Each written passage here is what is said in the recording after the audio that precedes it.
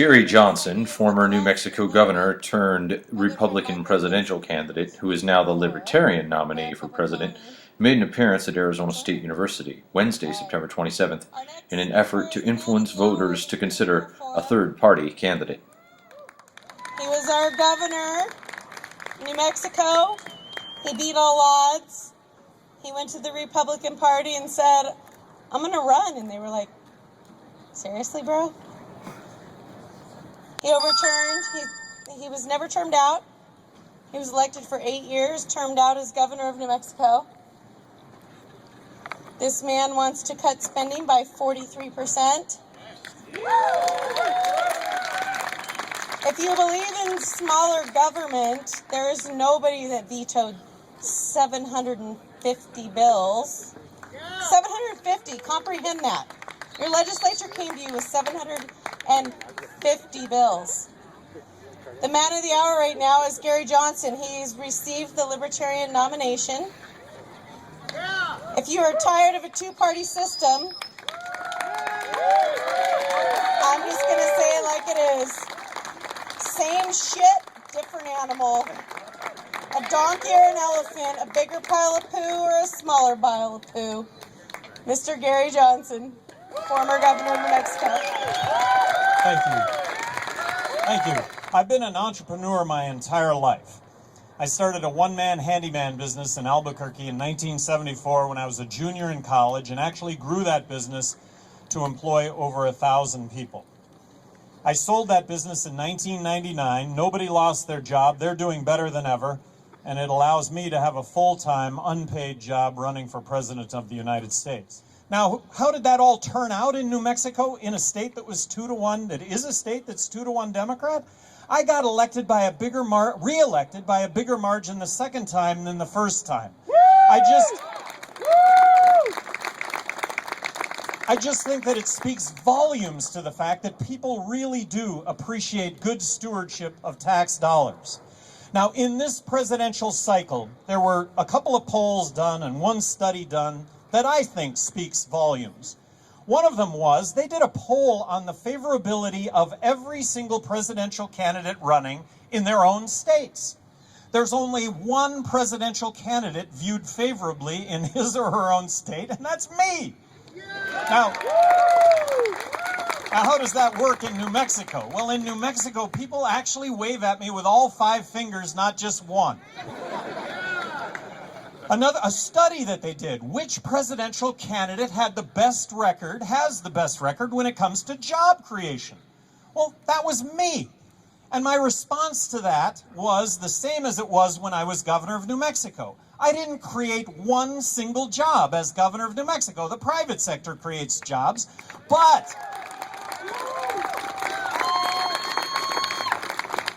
I controlled all the agencies. I appointed the heads of all the agencies. I appointed all the boards and commissions. I controlled all rules and regulations, and I want to say to you that rules and regulations got better on a daily basis, and they got better from the standpoint of just common sense. Less time and less money to have to comply with government. The last thing that I think is really important is the ACLU came out with a report card last December on all the presidential candidates. ACLU, a group dedicated to the Constitution of the United States, a group dedicated to the first 10 amendments of the Constitution of the United States, the Bill of Rights. 24 Liberty Torches was a perfect score. This is important.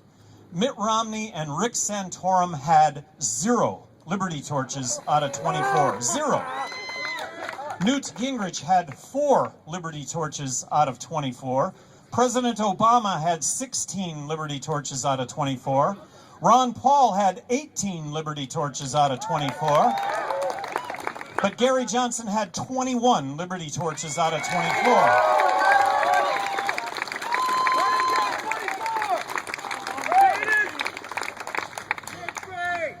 So, right now, I am on the ballot in 47 states and the District of Columbia. There are other, and by the way, we are litigated in the other 3 states. I believe that I'm going to be on the ballot in all 50 states. There are other third parties, but no other third party is going to come close to 50 ballot state access. I believe the Green Party is going to be on the ballot in 30 states. And when you talk about the Constitution Party, I believe they're going to be on the ballot in just about 10 is all. So when I speak of myself and my opponents, I'm talking about Mitt Romney and Barack Obama, because we're going to be the only ones on the ballot in all 50 states. So what are the differences between me and my opponents? I'm the only candidate that does not want to bomb Iran.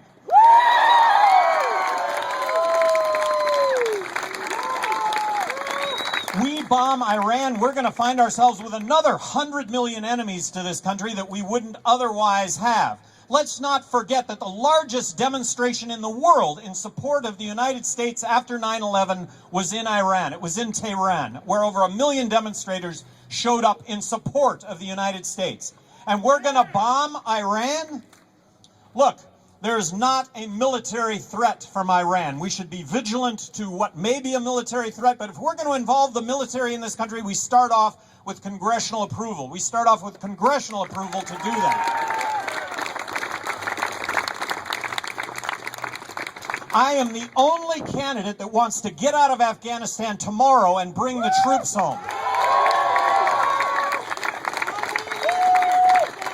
Let's stop with these military interventions that have us with hundreds of millions of enemies to this country that, but for our military interventions, would otherwise not exist.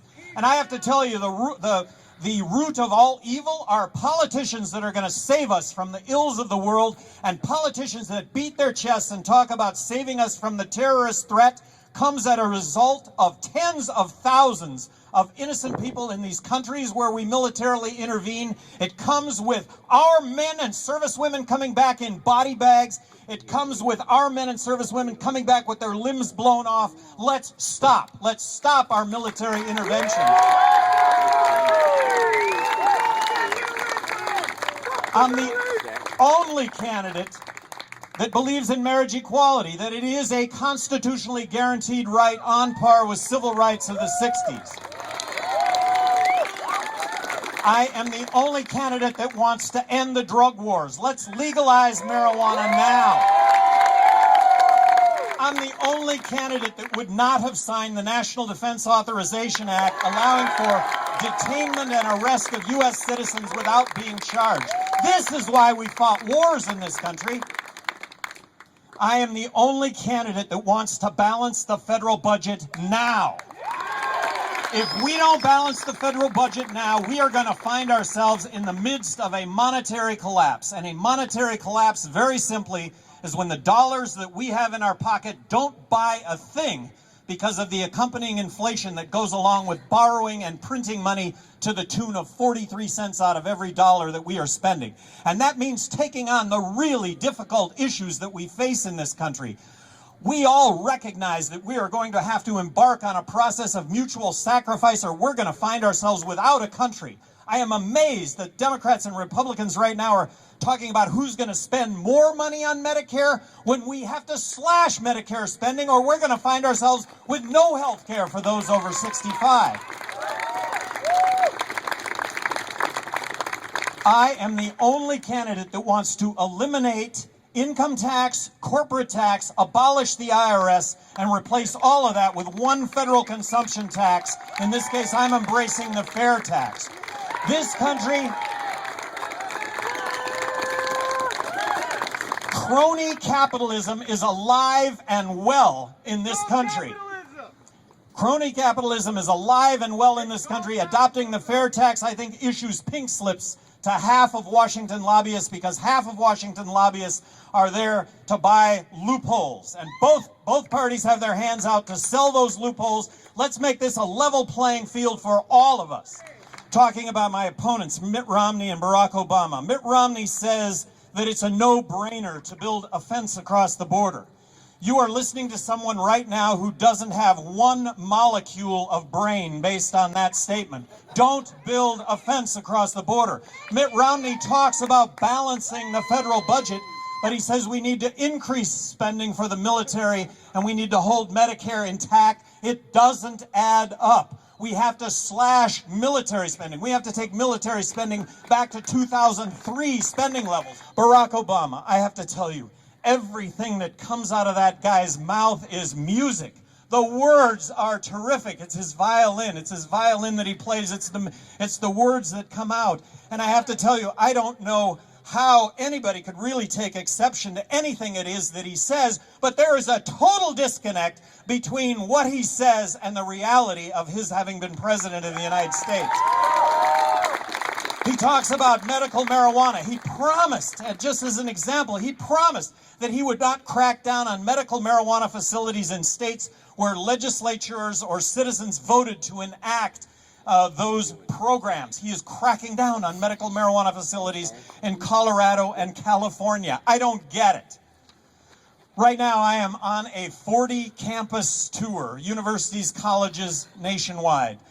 20 colleges and universities, myself, Judge Jim Gray, my running mate, 20 colleges and universities. The reason that we're really targeting young people is young people in this country right now are getting screwed.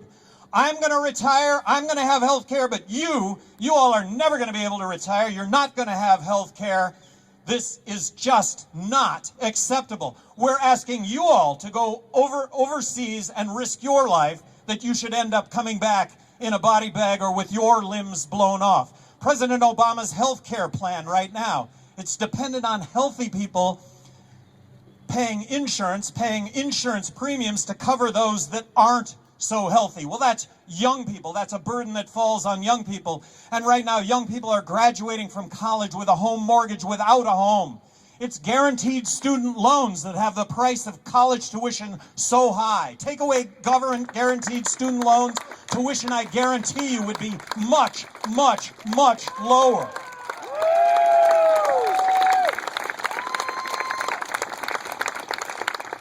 Wasted vote. How many of you have heard that if you vote for Gary Johnson, you're going to waste your vote? Wasting your vote is voting for somebody that you don't believe in. The way that we change things in this country is voting for who you believe in.